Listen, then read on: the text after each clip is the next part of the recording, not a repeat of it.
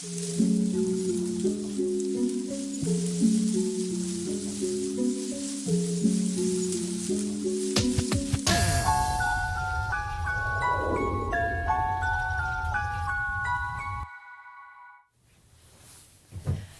and welcome, I'm Lara Eileen Deininger.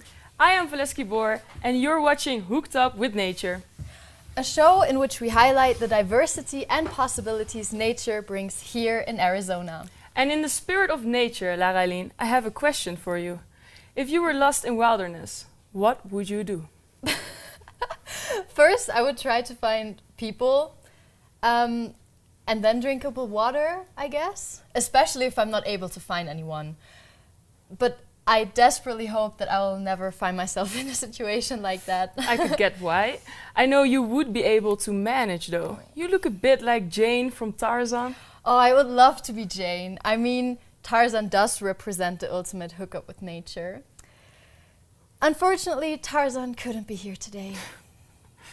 Instead, we set out to discover ways to experience nature, from working to playing to living in nature. Our reporter Laura van Oudenhoven explored a minimalistic lifestyle. Let's take a look.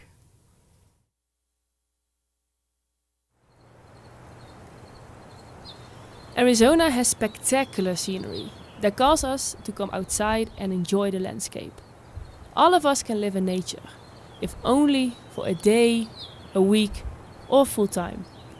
Living in nature can look a number of ways. Eating at a picnic table, camping in a tent or living under a roof. There is a visionary who is transforming camping experience and minimalized living in northern Arizona. He wants to create a community through tiny house experience. Meet Darren Dinsmore, a landscape architect, urban planner and nature lover.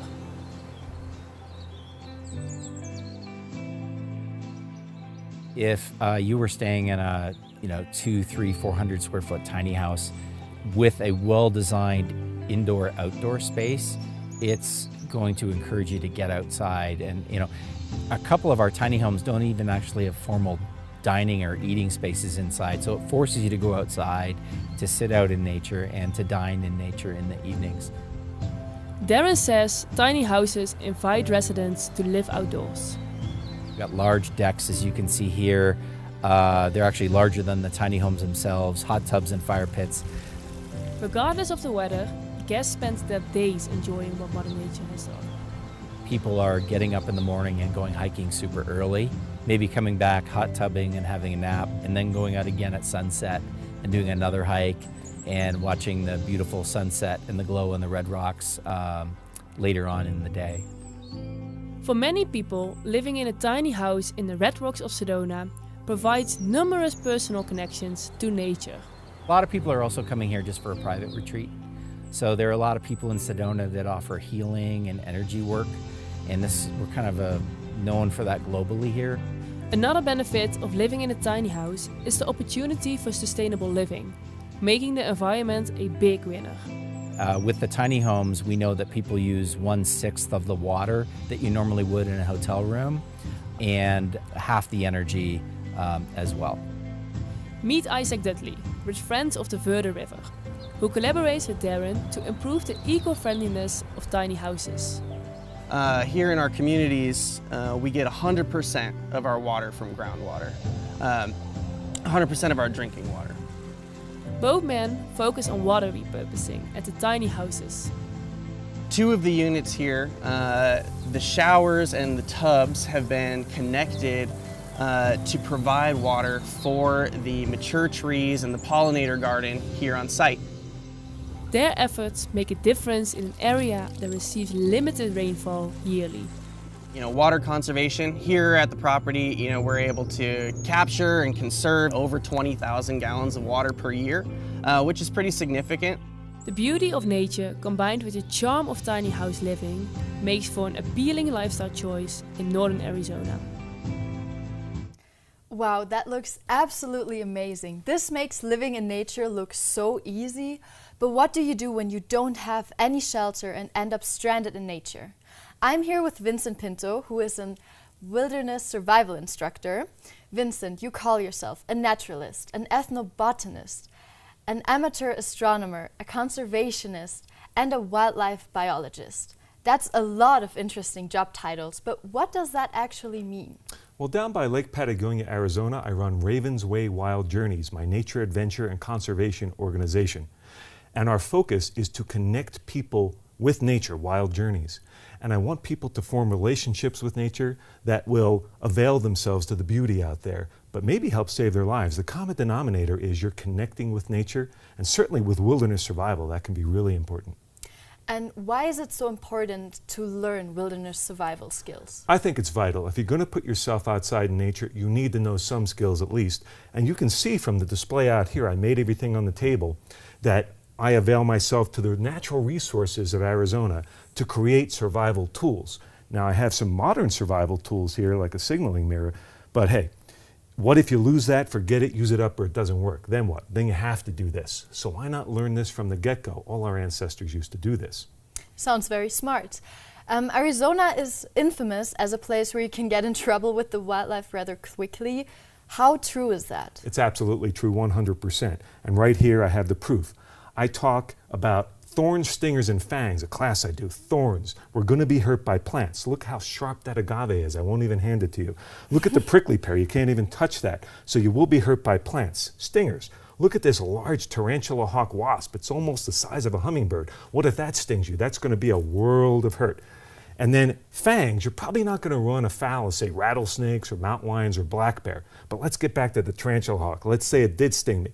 Now we circle back to the dangerous plants and use this multi-tool I have here. And I have a stone saw on the end, some agave cordage, and some sotol. And I get through to the mucilage here, make a drawing poultice out of the prickly pear, put it on the sting, and there's an example of where primitive wilderness survival skills could help save your life. And can you show me any other example of how you might use these supplies out in the wilderness? Oh, definitely. For instance, if you're in the sun in Arizona, what if you need to, say, make mineral paint? And right here, I just have a simple hematite rock of yellow, and I put a little spit on there, and now I have mineral paint. And you put that on thick enough on your face, that's SPF 1000 right there. It will protect you. That's impressive. And after getting scared of what can possibly go wrong in nature and how to get it right again, let's have a look at some fun outdoor activities that don't make you fear for your life. Actually, Valeski couldn't be stopped from going out and into the field herself. Mother Nature created stunning forests, mountains, and rivers in northern Arizona. Its diverse landscape offers countless possibilities for outdoor activities. You can run. You can bike. You can hike. But when you're up for something more challenging, Flagstaff Extreme Adventure Course offers you excitement and a variety of challenges along with a great workout in nature. Rescue guides are on hand in order to keep everyone safe while moving high in the trees. Our main role is to kind of provide support and as a kind of rescue button for guests that need to get down. Personally, I can go up into the course and lower guests if I needed to, whether it's an emergency or if they're just too scared or tired. But what if there's no one to rescue? That's when you'll see us sitting down eating popcorn. That's our time to rest, kind of. So we like to relax whenever we can, but on days where we actually are watching guests, we have to be on our feet, showing that we're attentive and that we're there to help if we can. It's not a coincidence Preston's job is located in the middle of a forest. His appreciation for nature and passion for outdoor sports led him to move from the beaches of San Diego to sunny Flagstaff. So for me, I notice the benefits I get from working outside or even just being outside usually go to just like my mental health. I get cabin fever really quickly, pretty easily. Northern Arizona has the largest contiguous ponderosa pine forest in the world. We have this course here just because of the forest. Without it, it wouldn't be what it is. It'd just be poles of wood. And I think with trees here kind of supporting the course, it makes it a little bit more fun, more pretty to go through. I could not miss the chance to try out the course myself. Sometimes it was a physical struggle, other times it was as smooth as this zipline ride. But every person experiences the course in their own way. Almost did a split a couple of times. It was a little scary, and I think I'm a little out of shape. My feet couldn't support my whole weight, so I had to use my arms to support my whole weight. That was definitely the hardest. Yeah, it was nice to laugh at each other for sure. However, in the end, all the struggles are worth it. I feel good. I feel like a grown man. Pushing your limits, conquering fears, and above all, having an unforgettable outdoor experience. That's what playing in nature is all about. Well, it has been fun. Thank you, Preston, for showing me around. And let's get back to the studio. If I can get out of here. Well, I made it out of there, but what if I didn't? Fortunately, we have Vincent here again to teach us the most important survival skills. Every survival skill is equally as important because neither you nor not even I know exactly which survival skills will save your life in a wilderness emergency. So I'm here to show you two particular ones today. This one is wild edible plants. Now, of course, do no harm. If you don't know what a plant is, you need to know it 1,000%. Don't touch it, because that way you could hurt yourself. But this is point leaf manzanita. If you want to take one or two of those, this member of the blueberry family, growing from about 4,000 to 6,000 feet in Arizona, was a staple food of some of the natives around here. You can try it. Little apple in Spanish, manzanita. And so this is something that tastes sweet and sour. Watch the hard pit on your teeth. You don't want to hurt your teeth. But this is something that can give you some calories if you get a lot of it. But what if you only had this many? You might say, well, it's not worth it. But if you know what it is, imagine having a pack of gum out in the wilderness. That's going to help you a little bit. Gives you a psychological edge. So if you're lower down in Arizona, say under 5,000 feet, then you can get something that's called velvet mesquite pods. Were really a staple of some of the natives. So here's one here if you want to try that. It's very sweet, almost sickly sweet, has a lot of calories, and same deal. Gives you a mental edge because you don't want to be weak out in the wilderness. So that's wild edible plants, and that's super important. But much more important even, I would say, is fire by friction. Rubbing two sticks together. And we're going to show you the fire plow today, which is a Polynesian technique. We have a video clip we're going to show you of me actually making fire out in the field, something we can't do in the studio here. And you see me plowing back and forth in sotol. Sotol is a plant that is a member of the asparagus family, and it's lightweight but strong. And already you can see I have an ember there, and I'm carefully getting it out, moving that sotol so I don't spill it, and then going to put it very carefully, because this is like a baby, into a tinder bundle, a very specific arrangement of plants like a bird's nest. And once I put it in there, you can see me picking it up and cradling it and feeding it oxygen. Constant oxygen as much as I can, quick recovery in between, blowing into it, and that smoke is only increasing. When that smoke gets to billowing and very thick, then I better watch out for my face because that flame has singed my mustache before. That's not good. So you want to get right to that flame, and it's getting really close now. You can see that smoke is almost too much to bear. And then, boom, fire. And you're going to put that fire into a fire structure, something like a little teepee made of wood. Now today, I actually brought a set with me. So what do you think? You want to give it a go? Yes, I'm curious to see how it looks up close. A lot different than seeing it in a video. So what I'm going to do is have you help me. And you're going to put your weight on the very end of it there so it doesn't move. And that's a huge help. And then we're not going to try to make an ember today. We're just going to go for smoke. So we're going to go back and forth, back and forth. Oh, wow. You can see that right there. And then you would hold it in there, then the ember comes out. I stopped just short of it on purpose because we are inside. And then you can take your weight off now. You can take that ember carefully, and if you don't have a tinder bundle, maybe you have something different, like this bizarre polypore fungus from a mesquite tree.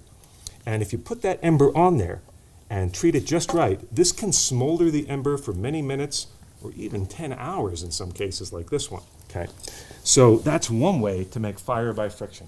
Impressive. Thank you for the insight. Are there any parting thoughts you'd like to share with our viewers? Absolutely. We've become aliens in the natural environment because we're no longer going out into nature. So I would say we have to learn to return, use natural resources wisely, and in doing so, save your life, mine, other people's, but also the planet maybe. Wow, nicely said. Luckily, there are also rangers out there saving us from misery. Our reporter Julia Pollich came across one in the Coconino National Forest. That's me, stranded in the middle of breezy northern Arizona, in search of something that will sweep me off my feet. And here comes my chance for an adventure. Looks like this ride will take me to the Viba V heritage site in the Coconino National Forest. This stunning area is managed by Nick Massoni, a park ranger who followed his calling. I give tours, I interpret history, I try to relate the past to people's lives nowadays. I try to connect them to nature, and what I really try to look for is those moments where I can get people to say wow. Those are the ones that really make me feel good inside. Before that, I was in the military for about 6 years. I was in the Air Force and I was stationed in New Mexico. It was pretty awful. I got out of the Air Force and I just wanted to get outside. I needed to get outside. This was my escape, and now it's my job. One of Nick's specialties is explaining the petroglyphs and giving his unique vision to it. They carved a calendar into the wall. Depending on where the light hits, that tells you when certain solar events are occurring. And you have the pictographs. Look at the patterns that you see and make stories through them. But you know, the people that do know are the people that carved them, and they lived 1,000 years ago. Volunteers come to help preserve the heritage site. One of them is Rick Perez. I like to show the wall. I'm still learning, and there's 1,032 petroglyphs there, so I think they've got about 5% of that figured out. Probably never know this wall like some of these guys do, but you know, that's the challenge. Despite the beautiful petroglyphs, it's important to be aware of the huge and not to be underestimated wildlife. I want to experience that myself. Jim is a volunteer at the Coconino National Forest, and he has a rattlesnake with him. He owns it for already 5 years. Yep. And now we will open the bucket, and I will probably step a little bit further away because it's dangerous. Yeah. But yeah, you can start. You ready? I think you're ready. Okay. Well, we normally tell people that if you're out and about and you encounter one of these guys, if you give them at least 5 feet of space, you're safe. Looks like you don't have to be afraid of snakes, as long as you treat them respectfully and keep a safe distance. Mother Nature holds surprises and treasures for us. We only have to go look for them. What I learned today is that nature is actually much more than just plants and trees. And that means for me, I will enjoy it a bit more with a nice walk into the sunset. Stunning. I'll check that out for sure. I hope you're hooked now to go out and explore Arizona and its natural beauty. You've been watching Hooked Up with Nature. I'm Lara Eileen. I am Valetsky, and that's a wrap.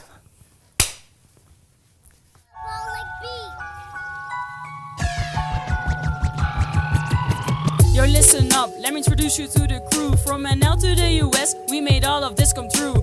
Woo! Have to say, Julia got us through. Honestly, best producer that I ever knew. Laure, floor director, bussin' the set. Bet, she'll make sure not to upset.